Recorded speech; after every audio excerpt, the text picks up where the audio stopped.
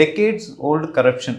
நம்ம நேபாளில் இருக்கிற மினிஸ்டர்ஸ், பியூரோக்ராட்ஸு இவங்க பண்ணுற கரப்ஷன்ஸ்லாம் வந்து இப்போ சோஷியல் மீடியாவில் எல்லாம் போட ஆரம்பிச்சிட்டாங்க. அங்கே இருக்கிற யூத்து, அங்கே இருக்கிறவங்கெல்லாம் வந்து அவங்க நேபாள் வந்து கொஞ்சம் இப்போ இன்னும் டெவலப் ஆகிட்டு இருக்கு, கொஞ்சம் புவர் கண்ட்ரியாக இருக்குது, இன்னும் டெவலப் ஆகிட்டு இருக்கு, இன்னும் நிறைய இண்டஸ்ட்ரீஸ், அவ்வளோ ஒரு இன்கம் இந்தியா சார்ந்து தான் இருக்குது நேபாள். அவங்களுக்கு இன்னும் அந்த ஒரு சப்போர்ட் அப்படின்னு பார்த்தா இந்தியா தான் மேக்ஸிமம் சப்போர்ட் பண்ணி எல்லாம் இது பண்ணிட்டு இருக்காங்க. இப்போ என்ன பிரச்சனை அப்படின்னா, அந்த நேபாள் வந்து இப்போ இவ்வளவு தூரம் வரதுக்கு காரணமே வந்து 3 விஷயங்கள். ஒன்று வந்து அவங்களோட அந்த பியூரோக்ராட்ஸோட பசங்க, அவங்களோட வாழற வாழ்க்கை, அவங்க பியூரோக்ராட்ஸ் வாழற வாழ்க்கை. அங்க என்ன பணக்காரங்க, அந்த அளவுக்கு பணக்காரங்கன்னா ஏழை வந்து அப்படி இன்னும் டெவலப் ஆகாம இருக்காங்க. ஸோ இதெல்லாம் வந்து சோஷியல் மீடியால போட்ட உடனே இதுக்கு என்னடா இது வந்து எல்லாம் பயங்கரம் ஸ்ப்ரெட், சோஷியல் மீடியால உங்களுக்கே தெரியும் எல்லாம் ஸ்ப்ரெட் ஆகும். உடனே என்ன பண்ணாங்க, நேபாளோட இன்ஃபர்மேஷன் மினிஸ்டர் வந்து சோஷியல் மீடியா ஒரு 26 சோஷியல் மீடியா பிளாட்ஃபார்ம்ஸை பேன் பண்ணாங்க. யூடியூப், ஃபேஸ்புக்கு, இன்ஸ்டாகிராமு,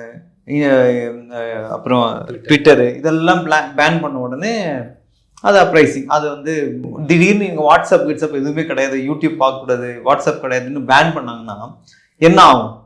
ஸோ ஒருத்தர் கம்யூனிகேட் பண்ணிக்க முடியாது, ஒருத்தர் பேசிக்க முடியாது, ஒரு பகிர்ந்துக்க முடியாது, விஷயங்கள் தெரிய முடியாது. ஸோ இதெல்லாம் என்னதுக்கு ரீசன் பார்த்தீங்கன்னா, இந்த பியூரோக்ராட்ஸோட இந்த லாவிஷ் லைஃப் வாழறாங்க, அதெல்லாம் ஸ்டாப் பண்ணணுன்ற இன்டென்ஷன்ல இது பண்ணாங்க.